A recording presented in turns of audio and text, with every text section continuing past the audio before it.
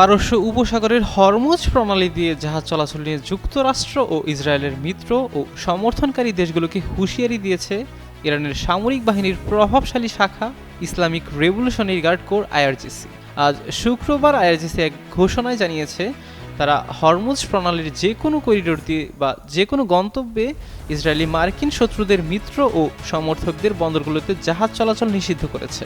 ইরানের farce news এজেন্সির মাধ্যমে প্রকাশিত এক বিবৃতিতে আইআরজিসি আরও জানায় হরমুজ প্রণালী বন্ধ রয়েছে এবং এই জলপথ দিয়ে চলাচলকারী যে কোনো জাহাজের বিরুদ্ধে কঠোর ব্যবস্থা নেওয়া হবে।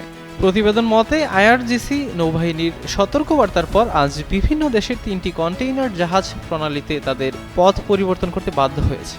হরমুজ প্রণালী দিয়ে বিশ্বে সরবরাহ করা মোট তেল ও প্রাকৃতিক গ্যাসের প্রায় 1/5 পরিবহন হয়। সংঘাতের আগে গুরুত্বপূর্ণ এই জলপথটি সম্পূর্ণ উন্মুক্ত ছিল।